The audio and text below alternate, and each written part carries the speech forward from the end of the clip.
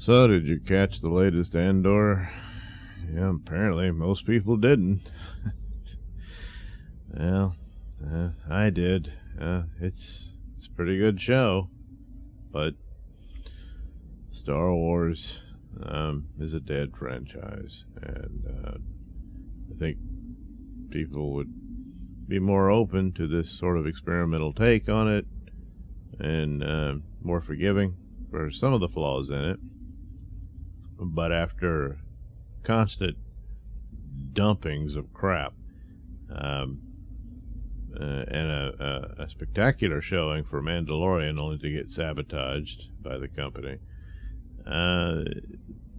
people had enough, and they're just not going to show up for something like that, and that's too bad. But I assume people involved with Andor, it's not really their fault. But such are the circumstances. And the sad thing about it is, like I always said, I thought a better Andor show would be him and the droid, which, despite loving the droid, I keep forgetting the name. But, it's the Alan Tudyk's droid from Rogue One. And I seem to recall they mentioned, they'll tell that story in the next season. So it's like, oh man, I don't think there's going to be another season. So, but anyway, once again, this was a very good episode. Not the action of the previous one. This is sort of the aftermath for Andor as to what happens. And, but it's still all the intrigue and the motivations of the different characters and the lines being drawn and all this sort of stuff. So it's just a cool, interesting show, and it just displays the kind of things that would have been going on in the background of the world of Star Wars that you saw through the adventures of Luke Skywalker and stuff like that. So I'm liking it, but again, it's in a bad place, so it's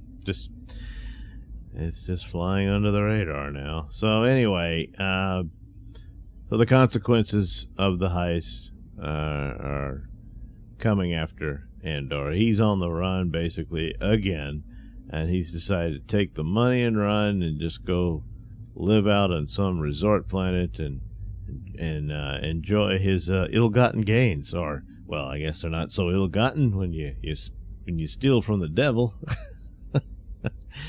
But he does go back home. He tries to bring his stepmommy with him, and only to discover that she's in full support of the rebellion.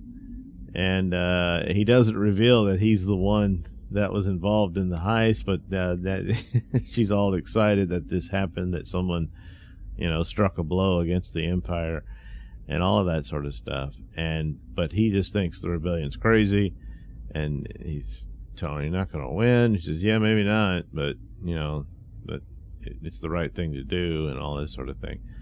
And he can't convince her to go with him, and it's all very sad. And I don't foresee a happy ending for his stepmommy, and perhaps that'll be even more motivation for him to accept the rebellion. Because right now he's just not the guy for it. He did it all for the money.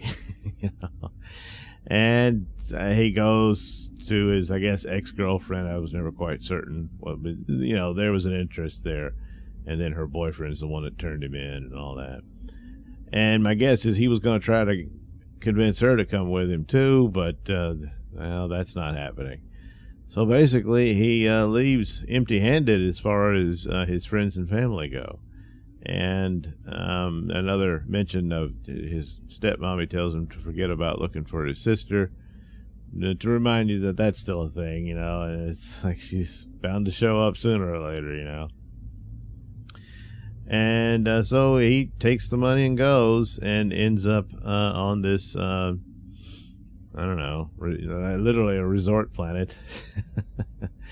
And he's doing all right until an Imperial droid and a stormtrooper show up and hassle him, and that's it. He gets arrested. He's considered part of the rebellion, even though he didn't do anything, but they're just rounding up troublemakers, and immediately gets sentenced to 6 years, I believe. And he's like, it's a mistake. And there you go.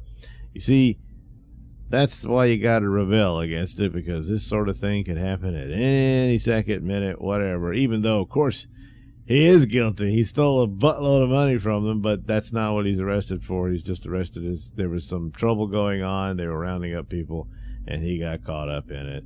And that's life in the Empire. So that's where he ends up.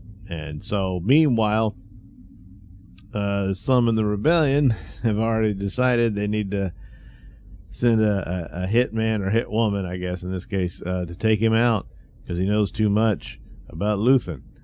So he's already a target. The mall cop guy, whose name again I'm forgetting, his uncle's got him a job in some boring cubicle. But he has access to records and whatnot, so sooner or later he's going to find out that this Cassian Andor guy, or whatever name he'll be going by, I don't know if he'll still be going by Clem or whatever, but now he's in the system because he's been busted and he's been sentenced to prison and all that. So then that's going to be like, that's the guy. So sooner or later he's going to cross paths with, another character who's very significant, but I can't remember her name. This is the blonde Imperial officer who is climbing the ladder of power and has taken an interest in all this and has a different take on what to do about this than what the Empire's initial response, which was to crack down and all that.